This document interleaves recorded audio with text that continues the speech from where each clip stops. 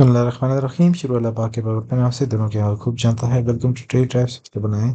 सबसे पहले चैनल को सब्सक्राइब कर लें, वीडियो को लाइक कर लें, नोटिफिकेशन ऑन कर लें ताकि आने वाली तमाम वीडियोस आपको सबसे पहले मिल सकें। वीडियो का आगाज़ करते हैं जी बीटीसी की प्राइस के साथ। बहुत ही प्रिसाइज किस्म की वीडियो बनाएंगे आज।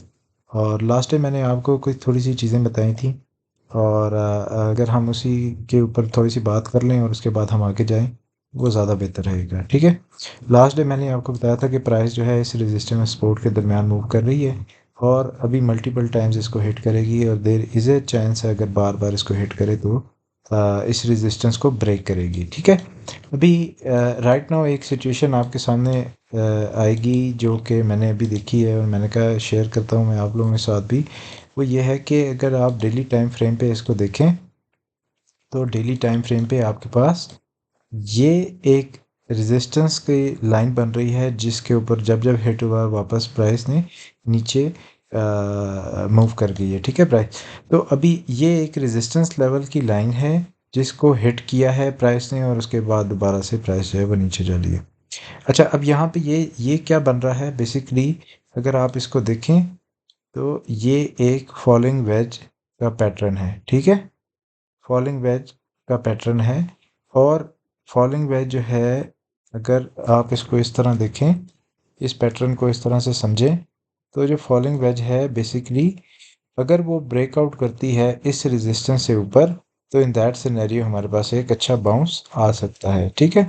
अब बहुत सिनेरियोज में अगर आप देखें तो हमारे पास लिक्विडिटी भी मौजूद है जो कि एक अच्छा सिनेरियो है। मैंने लास्ट डे भी आपसे डिस्कस किया था और मैंने आपको ये चीज़ बताई थी कि प्राइसेस जो हैं वो लिक्विडिटी को ग्रैब कर रही हैं, और लिक्विडिटी को ग्रैब करते करते आप ये भी देखेंगे कि प्राइस की दोनों एंड्स के ऊपर लिक्विडिटी बन रही है। ठीक है। लास्ट डे यहाँ पे लिक्विडिटी बन रही थी, इसको ग्रैब किया, यहाँ पे जो लिक्विडिटी थी फ़ौरन इसको ग्रैब किया, और उसके बाद प्राइसेस जो है वो नीचे की तरफ मूव करनी शुरू हो गई। लेकिन अभी 2 वीक के टाइम फ्रेम पे अगर हम देखें तो still there is a lot of liquidity on this level, जो कि 1,12,000 से 1,13,000 का लेवल है। इसको थोड़ा सा रिफ्रेश होने दें। अच्छा, तो अभी भी there is still lot of liquidity. 277.22 million की जो लिक्विडिटी है वो अभी भी यहाँ पे मौजूद है 1,11,825 के ऊपर, यानी कि 1,12,000 के करीब करीब। ठीक है। तो इट मीन्स कि ये हमारे जो येलो लाइंस हैं, ठीक है, बेसिकली इसके अंदर लिक्विडिटी मौजूद है इस लाइन के ऊपर। ठीक है। तो अगर तो डेली क्लोज इस लाइन से ऊपर देता है, या इस सपोर्ट ये जो रेजिस्टेंस है इसको ब्रेक करके डेली क्लोज ऊपर देता है, तो in that scenario I am very sure कि हम जो है 1,12,000 के लेवल को इजीली टारगेट करेंगे, टच करेंगे। तो यहाँ पे आपके पास एक जो है ट्रेडिंग अपॉर्चुनिटी ओपन हो सकती है, और ये अपॉर्चुनिटी ऐसी हो सकती है कि ये it can lead to all time highs again, या आपके पास जो एक 26-27 का लेवल दोबारा से देखा जा सकता है। ठीक है। तो this is the scenario for BTC. Ethereum की बात कर लेते हैं तो Ethereum is still hanging around this level. ठीक है। इसकी जो सपोर्ट है इस टाइम 3538, और जो रेजिस्टेंस है वो 3680। ये इसकी रेजिस्टेंस है, इस लाइन से ऊपर है, जो कि एक अच्छा सिनेरियो है। ये इसकी जो ये वाली लाइन है ये मल्टी ईयर रेजिस्टेंस लाइन है। तो this is a very good sign कि अभी तक प्राइसेस जो हैं इसको होल्ड किए हुए हैं। तो अच्छा सिनेरियो है राइट नाउ इथेरियम के लिए। अच्छा होल्ड किया हुआ है इथेरियम ने। सोलाना की अगर हम बात करें तो सोलाना अगेन उसी जो है हमारी एग्जैक्ट रेजिस्टेंस लाइन के ऊपर। बेसिकली ये ग्रीन इसलिए कि पहले ये रेजिस्टेंस थी, फिर ये सपोर्ट बन गई, और दोबारा again now it's a resistance point. तो ये इसकी रेजिस्टेंस है, और इसकी सपोर्ट के लिए मैं 158 से लेके 162 के रीजन को टारगेट किया हुआ है। ठीक है। अच्छा जी, इसी के साथ हम बात कर लेते हैं एक्सआरपी की, कि एक्सआरपी लास्ट डे बड़ा अच्छा परफॉर्म कर रहा था। एक्सआरपी को देखना बनता है हमारा। ठीक है। एक्सआरपी की ये रेजिस्टेंस लाइन है, इसके करीब करीब आई है, लेकिन उससे पहले ही ये जो इसकी फिबोनाची लेवल्स हैं वो ये इसके लिए एज अ रेजिस्टेंस का काम कर रहे हैं। ठीक है।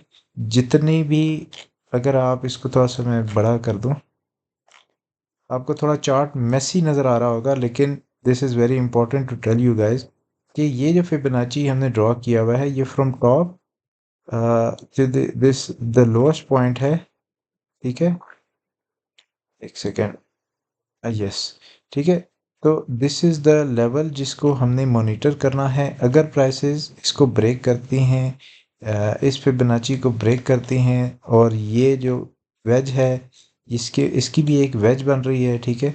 अगर हम इसको ऐसे देखें तो, सॉरी,